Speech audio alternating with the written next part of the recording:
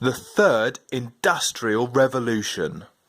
So where do we go from here, and how can we increase our aggregate efficiency? Remember, that means producing more goods and services with less energy, also known as ephemeralization. What we need is a third industrial revolution. Jeremy Rifkin then goes on to say that the internet that we have today,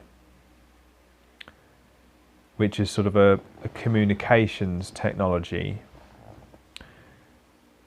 is actually now merging with a renewable energy internet. So we're developing a lot of renewable energies and we're integrating them into our buildings. And these renewable energies aren't just silos, they're actually connected. And because they're connected together, we can actually absorb energy and then share it to where it's needed in our communities. That's why it's called a renewable energy internet. It's because we're able to share and distribute our actual energy to where it's needed. Our electricity. And we get that from the sun and the wind. We get it from solar, and we get it from wind, renewable energy technologies, and we're sharing our excess and storing it. Now, this is currently in development. We're currently developing our ability to create renewable energy and sharing it with each other around the world. It's something that will increase over time. More and more people will be doing this because it's cheaper than using fossil fuels. It's actually cheaper. So in terms of like the market, we don't need fossil fuels anymore. It's cheaper to use renewables and to integrate these technologies into our buildings, absorb energy, and you can capture it and store it using batteries and supercapacitors, and then you can send it out to where it's needed in your community as part of this renewable energy internet. Now, in addition to the communications internet, which we already have, it's quite matured, and this renewable energy internet, which is now developing, is also going to connect to a logistics and transport internet. And what that means is that electric vehicles will be powered by energy that we get from the solar and the wind, and these transport vehicles will be managed by algorithms and analytics to make them autonomous. Now, I hope that you have put that together, because as I said, there are three main technologies that come along that merge and converge together to produce a new economic transformation. New ways to manage our economic activity, to move our economic activity, and to power our economic activity. And we have the communications internet, which we already know and love. We have electric, driverless, autonomous vehicles, which are in development. And we'll have renewable energy to power our economic activity. These three technologies are the main ones that will keep developing over the coming years and will merge and converge together to create this new general purpose technology platform for the planet. That is where we can go from here. That's our vision. That's the basic three-pronged approach to how we can transform the system we're using. And these three internets, the communications internet, the renewable energy internet, and the driverless autonomous vehicle internet, will be all connected together through a platform called the Internet of Things.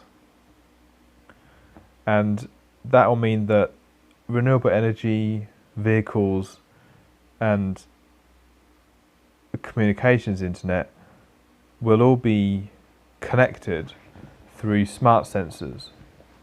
So we'll know what there is, where it's located, where it's come from, and each object will have its own blockchain so that we know exactly where it's been, where it's come from, what it's made of, where it's going to, and when it needs to be upgraded, when it needs to be repaired, and all these things. The smart sensors will tell us through analytics, algorithms, and this will make the whole economic system much more efficient and effective at being able to manage all of our economic activity. So these three things ride on top of this Internet of Things platform, and they'll all be connected via smart sensors. That would also include things like our agriculture and our factories, our warehouses. We'll have smart roads, we'll have smart homes and cars and appliances, and we can track data in real time. By 2030, there is likely to be a widespread connectivity for the Internet of Things, and satellites will connect to all of the different sensors to create a sort of a nervous system for the planet. Every building will also be retrofitted to bring them online into this Internet of Things platform, and they'll also be retrofitted to make them resilient to climate change. And they can also be upgraded so that they're more energy efficient, for example, and enable them to absorb this energy from the environment using renewables.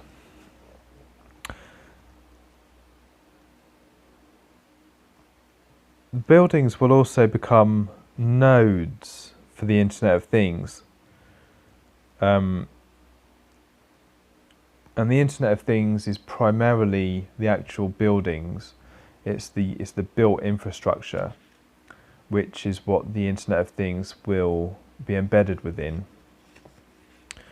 And through this, every building will become a data center. And one example of this is something called an edge data center. An edge data center are much more efficient and much faster than what we're currently using, because it gives us data in real time. It doesn't need to send requests up to the cloud and you have to wait for the information to come back again. That wouldn't work in a system where we're using driverless autonomous vehicles, for example. Driverless autonomous vehicles need real-time data to make instant decisions about whether to brake and stop. They need instant data. They can't wait for the data to be bounced back to the cloud and back to tell them whether to stop or not. Edge data centers will enable them to be able to make instant decisions. We'll also look back at the current array of multinational corporations like Apple, Facebook, Google. We'll think they're quite clunky in comparison to edge data centers. So edge data centers will make every building a node, and buildings will also be able to capture energy and store it, They'll also provide charging stations for electric vehicles, and you can even take energy back from electric vehicles back into your home if you need it. So you can take it from your car back into your home if required. If there are any environmental disasters or terrorist attacks or malware, you can actually close down your community from nearby communities. Because they're nodes, they can actually become self-sufficient. So they can be independent, but they can also be connected as well. And that's the choice of the local community. And the system can basically provide for itself in the local area without having to depend on, the nation state, or without having to depend on the cloud, or having to depend on these big data centers which are centrally controlled. This is because the Internet of Things system is distributed. It's distributed out all across the world with these edge data centers. It's not controlled by these centralized, top-down, vertically scaled companies such as IBM, for example, or Microsoft, or Apple, or Google, or whomever. The third industrial revolution.